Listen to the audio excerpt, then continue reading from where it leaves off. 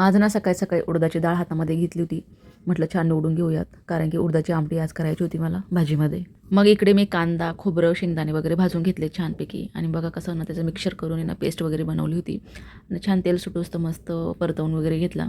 आणि इकडे उडदाची डाळ पण छान शिजवून घेतलेली होती मी. उडदाच्या आमटीसोबत मस्त गरम गरम भाकर आणि तोंडी लावायला कांदा असेल ना तर मज्जाच येते. आणि स्वयंपाकही आज माझा सकाळी थोडासा निवांतच चाललेला होता, कारण की आर्याला आज रक्षाबंधन सेलिब्रेशन होतं आणि टिफिन काही घेऊन जायचा नव्हता. आणि आज मला ना दुपारी जायचं होतं सत्यनारायणच्या पूजेसाठी, म्हणजे कथा ऐकण्यासाठी मी जाणार होते. तर माझ्या शेजारी म्हणजे माझ्या मैत्रिणीच्या घरी सत्यनारायणाची कथा होती. आणि खरं तर मी असं आहे ना खूप दिवसानंतर सत्यनारायणच्या कथेसाठी मी गेलेली आणि खरं तर आहे ना खूप पूर्ण कथासुद्धा मी ऐकली आणि खरंच खूप छान वाटत होतं. आणि आज त्यांचंसुद्धा कथेचं कारण म्हणजे त्यांच्या मुलीचा आज बड्डे होता म्हणून आहे ना, आणि त्यांचा इकडचा चौथा सोमवार आपला दुसरा सोमवार होता.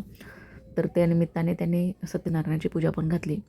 आणि सगळं झाल्यानंतर मग यानं म्हटलं की चला पटकन आहे ना मंदिरामध्ये जाऊन येते आणि दर्शन करून येते. आणि इकडे ना श्रावण महिनासुद्धा ना आपल्या अगोदरच लागतो. म्हणजे आपला जेव्हा पहिला सोमवार असतो ना, तेव्हा त्यांचा दुसरा किंवा तिसरा सोमवार हा चालू असतो. आणि श्रावण महिना म्हटला की कशा मस्त श्रावण पाळ्या चाललेल्या असतात. पण ह्यावर्षी काय झालं काय माहिती, म्हणजे बिलकुलच पाऊस बंद झाल्यासारखं असं वाटायला लागलं आहे. आणि मग संध्याकाळी परत बड्डेला पण जायचं होतं आणि माझी दोन्ही पिल्लं एवढे एक्सायटेड होते ना बड्डेसाठी. मग काय ह्या दोघींनी मस्त तिथेच त्यांच्याच घरी कन्याभोजन वगैरे करून मस्त केक वगैरे कट करून छानपैकी आल्या. तर चला भेटूयात नेक्स्ट व्लॉगमध्ये, तोपर्यंत बाय.